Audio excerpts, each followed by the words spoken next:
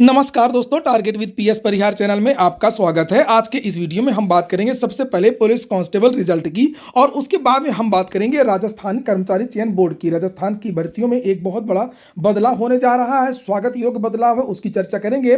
लेकिन उससे भी ज़्यादा जरूरी है आज एक मुद्दे की, और ये मुद्दा है राजस्थान कर्मचारी चयन बोर्ड के चेयरमैन आलोक राज की। उत्तर प्रदेश में इनकी चर्चा क्यों हो रही है वो महत्वपूर्ण है। क्यों यहाँ पर कह रहे हैं कि उत्तर प्रदेश में भी ऐसा ही चेयरमैन होना चाहिए, पूरी बात करेंगे। वीडियो को आप लोग लास्ट तक देखिएगा और बहुत जरूरी है वीडियो, और इसको आप लोगों को शेयर जरूर करना है।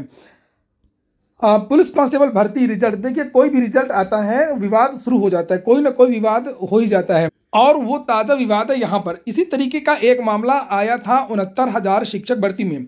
ओबीसी के विद्यार्थियों का ये आरोप था कि बहुत सारे सूची, ओबीसी की जो सूची थी उसमें ऐसे छात्र थे जो उपाध्याय, पांडे और शुक्ला इस तरीके के थे, और इन छात्रों का चयन कैसे हो गया, ओबीसी की लिस्ट में नाम कैसे आ गया, और ये नौकरी भी कर रहे हैं। तो इन सारे सवालों के जो जवाब है पुलिस भर्ती बोर्ड ने दिया है। पुलिस भर्ती बोर्ड लगातार यहाँ पर जवाब दे रहा है।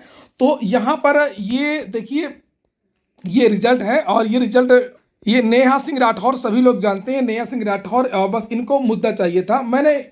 मुझे मालूम था इस रिजल्ट के बारे में कि ये चीज़ें हैं, लेकिन मैंने इस पर टिप्पणी नहीं की क्योंकि मुझे खुद मालूम है कि ये क्या मामला है, इसलिए मैंने इस पर टिप्पणी नहीं की। लेकिन ये लोग अपने क्षेत्र के स्पेशलिस्ट हैं और इनको केवल मुद्दा चाहिए, तो इन्होंने मुद्दा बना लिया बिना सोचे समझे। यहाँ पर ये देख सकते हैं, अगर ऐसा कुछ होता तो पुलिस भर्ती बोर्ड पीडीएफ जारी नहीं कर देता। सारे विद्यार्थियों की पीडीएफ जारी हुई है और उसमें लिखा हुआ है यहाँ पर ये उपाध्याय, मैं पूरा बात बताऊंगा जो भर्ती बोर्ड ने बताया। शिवानी उपाध्याय यहाँ पर ये नाम लिखा हुआ है।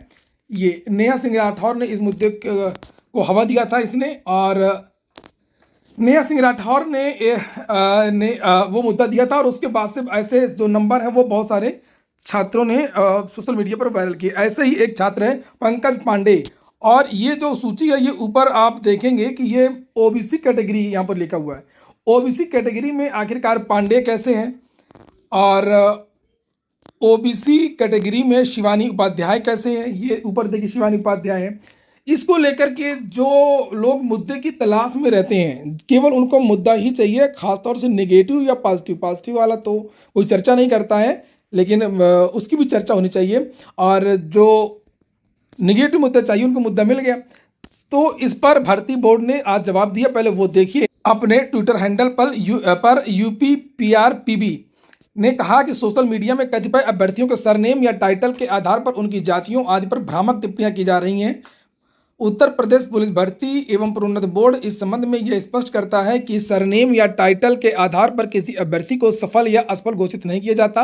अभ्यर्थियों को सक्षम अधिकारियों द्वारा निर्गत जाति प्रमाण पत्रों की समीक्षा डॉक्यूमेंट वेरिफिकेशन होता है, उसके उपरांत ही सफल या असफल घोषित किया जाता है। अभिलेखों की समीक्षा हेतु गठित डीवी बोर्ड द्वारा उप जिलाधिकारी स्तर, पुलिस उपाधीक्षक स्तर के अधिकारी होते हैं। समुचित रूप से मूल जाति प्रमाण पत्र का परीक्षण किया जाता है। उक्त परीक्षण से पूर्णतया संतुष्ट होने के उपरांत ही अभ्यर्थियों को सफल घोषित किया जाता है। अब इन लोगों के बारे में बताया है, शिवानी के बारे में, पांडे के बारे में लिखा है कि यहाँ पर कि उल्लिखित प्रकरणों में पंकज पांडे नामक अभ्यर्थी की जाति उनके जारी प्रमाण पत्र के अनुसार गोसाई है, तथा अभ्यर्थी शिवानी उपाध्याय की जाति जोगी है। दोनों ही जातियां अन्य पिछड़ा वर्ग के अंतर्गत आती हैं। शिवानी उपाध्याय भी ओबीसी की है और पंकज पांडे भी। ऐसे बहुत सारे ओबीसी और एससी के छात्र हैं जिनको मैं खुद जानता हूं, उनके सरनेम पांडे उपाध्याय हैं। मेरे साथ ही एक छात्र एमबीए कर रहा था, एससी में उसका एडमिशन हुआ था, मगर वो सरनेम पटेल लगाता था, मगर पटेल उत्तर प्रदेश में ओबीसी में आते हैं, और वो उसका केवल सरनेम चेंज था, ऐसी बात नहीं है। और नीचे यहाँ पर लिखा है, नियुक्ति पत्र देने से पूर्व नियुक्ति जनपद के पुलिस अधीक्षक द्वारा चयनित अभ्यर्थियों का पुनः सत्यापन कराया जाता है जब नियुक्ति पत्र दिया जाता है। अब आइए मुद्दे की। निश्चित तौर पर बहुत सारे लोग दुरुपयोग भी करते हैं, ऐसा नहीं है। ये मामला तो चलिए ठीक है, उसमें हो गया, ऐसा होता है, और इसमें फर्जी जाति प्रमाण पत्र का बहुत सारे लोग दुरुपयोग भी करते हैं। और ऐसे भी कुछ लोग हैं जिन्होंने एससी एसटी दिव्यांग का सर्टिफिकेट बनवाया और नौकरी कर रहे हैं। जो लोग नौकरी करने के जिनका प्लान होता है तो वो सरनेम पहले से ही हटवा देते हैं। ठीक है, कोई इतना बड़ा बेवकूफ़ और इतना बड़ा लल्लू नहीं है कि वो उपाध्याय लगाएगा, पूरे जीवन नौकरी करेगा। यहाँ पर पुलिस की नेम प्लेट में नाम लिखा रहता है, ऐसे नाम लिखा रहता है उस पर। तो वो बहुत सारे हैं लोग, ऐसा नहीं है, करते भी हैं लोग, उनको आप लोग कभी जान नहीं पाएंगे। अब आइए राजस्थान और लिखा 1 अप्रैल से फॉर्म भरा और परीक्षा अगर नहीं दी तो होगी सजा। ये आज ही का समाचार पत्र है दैनिक भास्कर। लिखा है कि वहाँ पर जो भी अब परीक्षाएं होंगी वहाँ पर आप लोगों को इन नियमों का पालन करना होगा। जैसे यहाँ लिखा है प्रवेश पत्र पर अब 2 फोटो होगी। जैसे पहले OTR वगैरह होगा तो एक वो फोटो होगी, फॉर्म भरते समय लाइव कैमरे से वेब कैम से की फोटो खींच जाएगी, वो फोटो होगी और उन दोनों फोटो से आपका मिलान होगा। ये डमी कैंडिडेट को रोकने के लिए ऐसा किया जा रहा है। इसके साथ में अगर आप मिसमैच हुए तो फिर आपको अपात्र माना जाएगा और इसके अलावा अन्य कार्रवाइयां भी आपके खिलाफ होंगी। प्रवेश लिखा है आप परीक्षा केंद्र में प्रवेश से पहले biometric face scan, iris scan के साथ आधार ऑथेंटिकेशन भी किया जाएगा।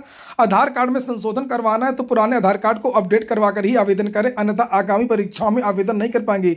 आधार से सीधे लिंक करवा दिया जाएगा। ऑनलाइन आवेदन के बाद अगर कोई अभ्यर्थी अपना आवेदन विड्रॉल करना चाहता है तो परीक्षा के करीब 1 महीने पहले उसे 3 दिन का समय दिया जाएगा। आप अपना जो फॉर्म है वो विड्रॉल कर लीजिए, भैया मुझको परीक्षा नहीं देनी है।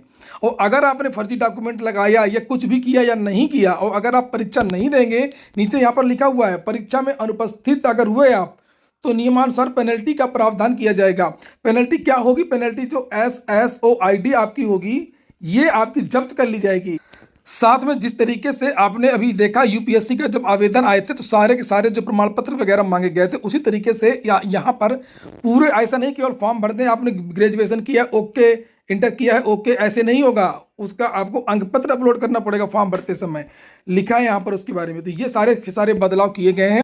और जो अभी हम चर्चा करने वाले हैं आलोक राज, जो राजस्थान कर्मचारी चयन बोर्ड के अध्यक्ष हैं, इन्होंने ये ट्वीट के माध्यम से भी कल जानकारी दी थी। लिखा है जो अभ्यर्थी 1 अप्रैल के बाद होने वाली परीक्षाओं में एब्सेंट होंगे उन पर नियमानुसार SSOID फ्रीज की जाएगी और उसके बाद फिर पेनल्टी किया जाएगा।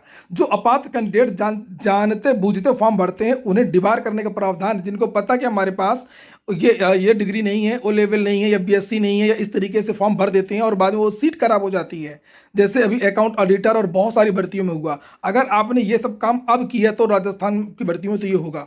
हो सकता है कि अब उत्तर प्रदेश में भी ये चीज़ें लागू हो जाएं।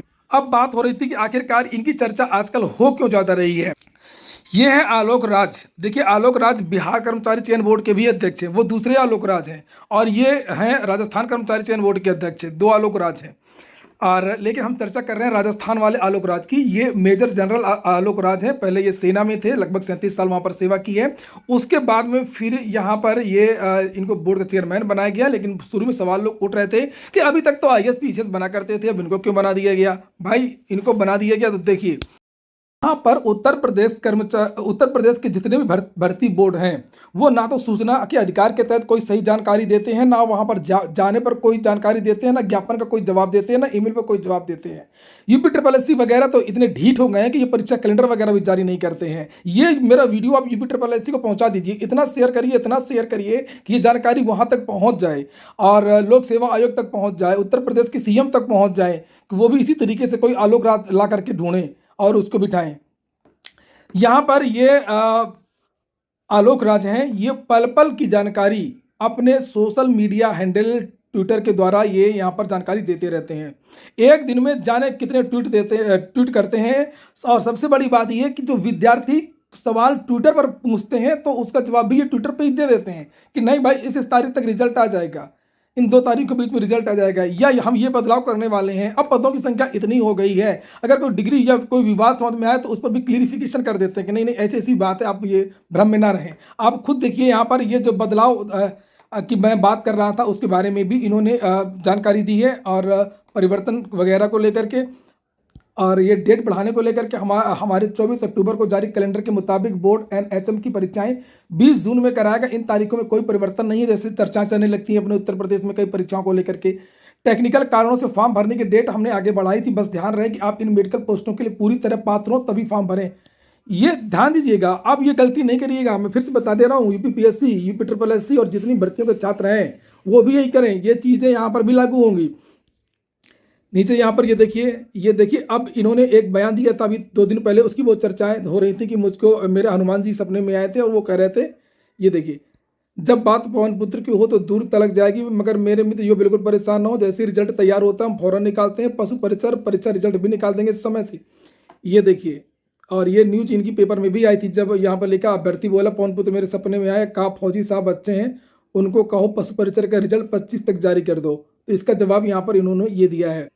किसी छात्र ने कहा है कि ये नियम अधीनस्थ, ये देखिए, ये नियम किसी मामले में केवल अधीनस्थ बोर्ड के लिए ही है या आरपीएससी में भी, क्योंकि ईओ आरओ एग्जाम देने का मूड नहीं है।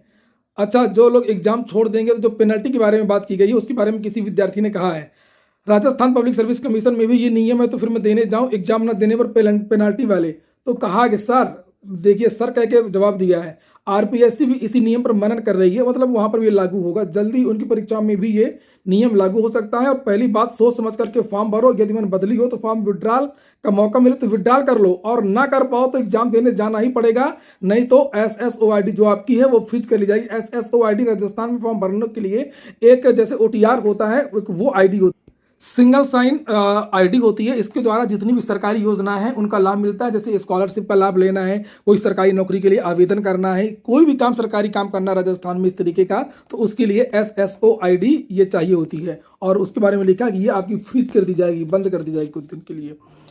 इसके अलावा मतलब आलोक राज, ये देख सकते हैं आप लोग, एक एक दिन में 20-20 ट्वीट करके भर्तियों के बारे में जानकारी देते रहते हैं। ये देखिए, और तो और आलोक राज जो हैं ये कर्मचारी चयन बोर्ड के अध्यक्ष हैं, और किसी ने शिक्षक भर्ती के बारे में इनसे पूछ लिया और इनको टैग कर दिया, तो उसके बारे में भी उन्होंने जवाब दिया कि रीट परीक्षा ये कौन कराई, मतलब मैंने नहीं कराई, रीट परीक्षा माध्यमिक शिक्षा चयन बोर्ड ने कराई, अब हमसे पूछ रहे हैं भाई। तो देखिए ये होता है चेयरमैन भाई साहब, इस तरीके का चेयरमैन चाहिए। विद्यार्थियों के सारे जो डाउट हैं वो क्लियर कराते हैं ये, और बहुत धन्यवाद, शुक्रिया कि राजस्थान को ऐसा चेयरमैन मिला है। मैं परीक्षाओं भर्तियों के बारे में नहीं कर रहा हूँ, बात कर रहा हूँ, लेकिन जो ये जवाब देने वाली बात है, केवल जो ये जवाब देते हैं छात्रों से जो जुड़े हुए हैं, उनकी जो शंकाओं का समाधान करते हैं, ये सबसे बड़ी चीज़ है। ये सबसे बड़ी चीज़ है, भर्ती आने से भी ज़्यादा बड़ी चीज़ है कि शंकाओं को दूर किया जाना। किस महीने कौन सी परीक्षा होगी, अब उत्तर प्रदेश में कुछ नहीं पता है, लेखपाल कब आएगी, रीट कब होगा, आरओ के एग्जाम कब होगा, 1 शिफ्ट में होगा, 2 शिफ्ट में होगा, कोई बताने वाला नहीं है। एकदम से मक्कार, एकदम से निकम्मे हैं यहाँ के कर्मचारी, जितने भी उत्तर प्रदेश के भर्ती बोर्ड हैं। चलिए ठीक है, आप लोग इसको शेयर करिए, वायरल करिए, आप लोग इनके बारे में कमेंट बॉक्स में बताइए। अच्छे अधिकारी का प्रशंसा होनी चाहिए, बहुत कम, लाखों में एक कर्मचारी ऐसा होता है और उसकी प्रशंसा ना की जाए तो फिर बेकार है। बाकी लोग भी कहेंगे अरे यार कोई प्रशंसा नहीं करता अच्छे काम की, तुम काम क्यों करें। ये उनके मन में एक सवाल आने लगेगा कि भाई इनको तो बुराई करनी है, अच्छे काम की भी बुराई करते हैं। सरकारी कर्मचारियों में ये एक आदत है कहने के लिए, हम अगर हम ओवर टाइम भी कर देंगे तो हमको कौन सा अलग से इंसेंटिव मिल जाएगा, हमारे वेतन तो हमको उतना ही मिलेगा ना, हमारा प्रमोशन तो 23 साल बाद होगा, तो हम क्यों एक्स्ट्रा काम करें। इनकी एक आदत होती है, तो भाई इनको कम से कम प्रशंसा तो दे ही सकते हैं, ना इंसेंटिव मिले और ना प्रमोशन जल्दी मिले।